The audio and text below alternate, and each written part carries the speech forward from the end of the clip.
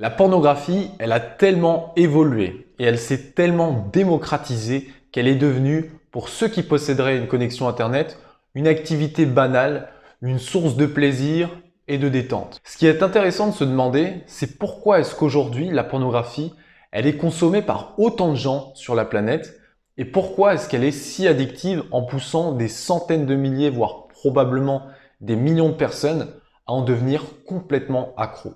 Pour répondre à cette question, c'est important de bien saisir les enjeux de la pornographie moderne par rapport au cerveau dont nous sommes constitués aujourd'hui et avec lequel nous avons vécu pendant des milliers d'années. Il convient donc de revenir dans le passé pour comprendre en quoi la pornographie moderne a bouleversé nos cerveaux en rendant le sexe facile d'accès pour nos yeux. En adoptant une vision hétérosexuelle pour faciliter mes explications, je vous propose qu'on discute de ce sujet dans cette vidéo. C'est parti. À notre époque, on a l'opportunité en quelques clics et en une fraction de seconde d'avoir devant nos yeux un nombre de femmes nues et en apparence très fertiles 1000 fois supérieur que tous nos ancêtres réunis ont pu en voir durant leur vie. Avant l'apparition des photos, des vidéos et d'Internet, pour avoir l'opportunité d'avoir du sexe ou de voir simplement une femme nue, un homme il devait généralement être obligé de la rencontrer et de mener une succession d'étapes, notamment de flirt et de séduction. À cela, il faut ajouter la variable du temps parce que ça pouvait prendre plusieurs mois pour courtiser une femme et de posséder ses faveurs et pour aller ensuite coucher avec elle.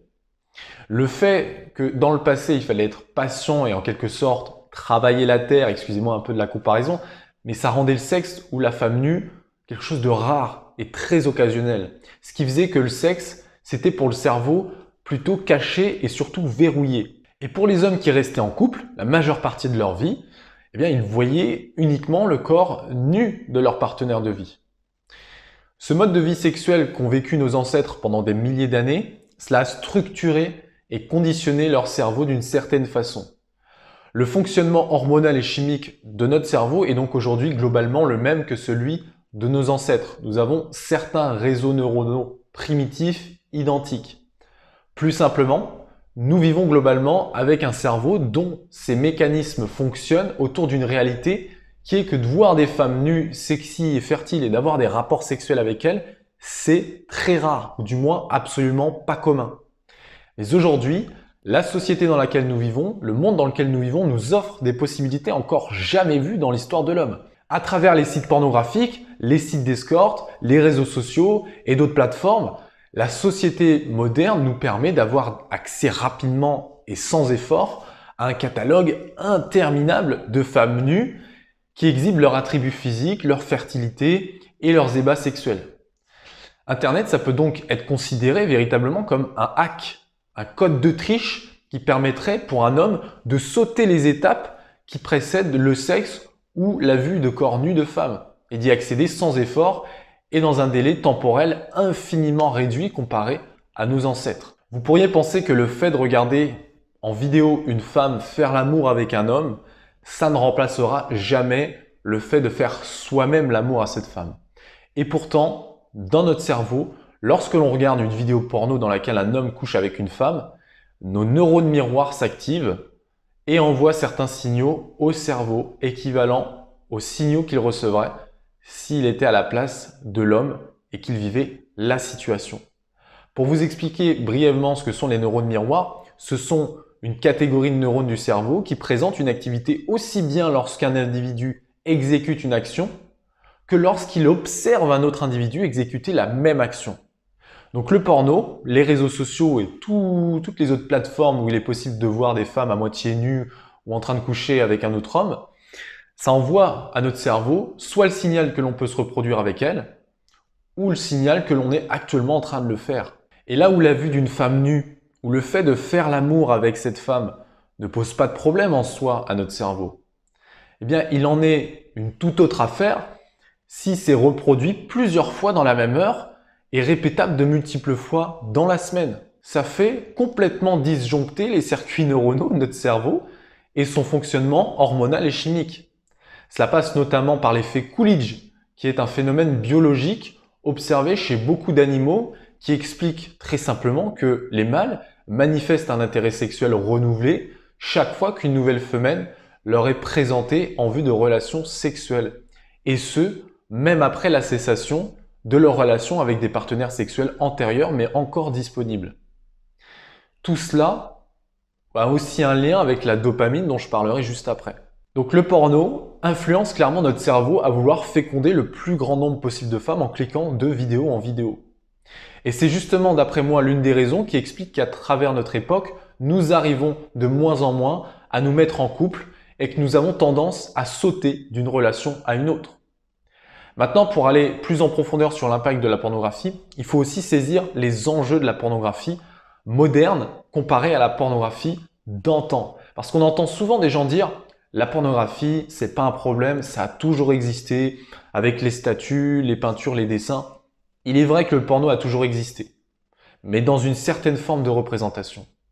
Dans le passé, elle était représentée par des sculptures, de la peinture et du dessin. Elle constituait uniquement des représentations artistiques. Même si elle pouvait le faire indirectement, elle n'avait pas pour objectif d'exciter les pulsions sexuelles.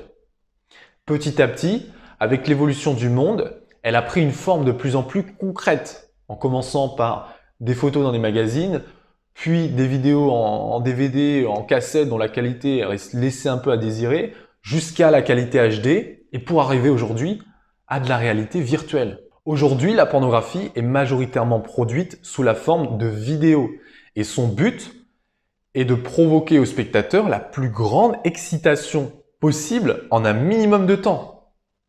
Cette excitation qui se crée en nous, elle se caractérise par la sécrétion de la dopamine dans notre cerveau.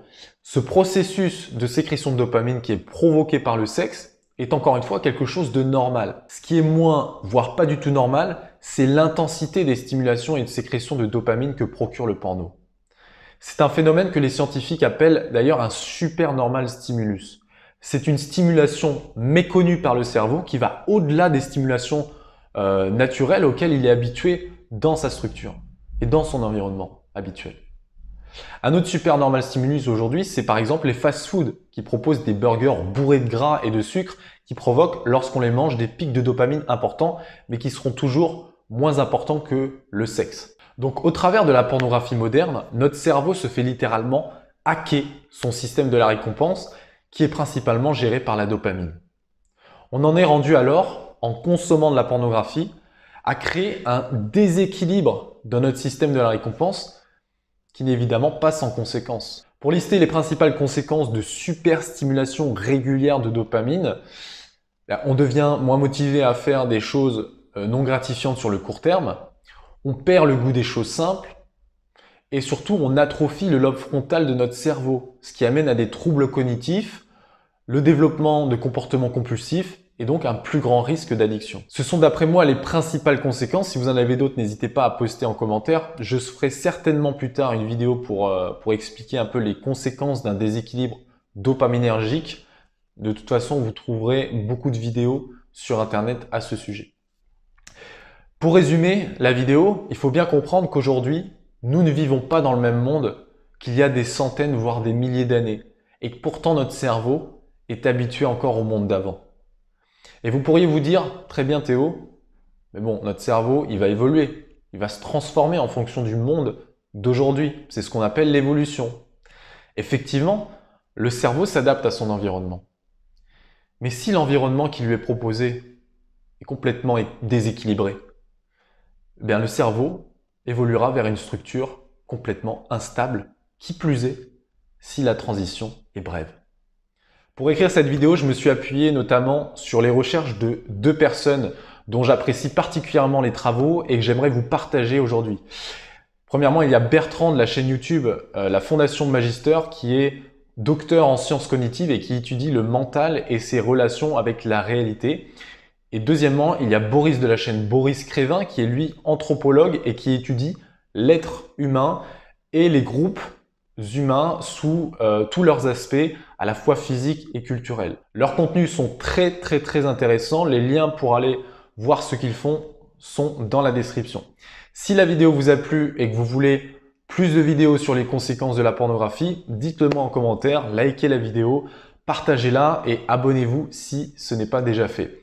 Maintenant, si vous êtes à un stade où vous êtes convaincu qu'arrêter le porno va impacter positivement votre vie ou que vous voulez vaincre votre dépendance au porno, je vous invite à vous inscrire à ma formation gratuite composée de 10 modules. C'est complètement gratuit et c'est pour vous aider à démarrer dès maintenant et à mettre toutes les chances de votre côté pour réussir.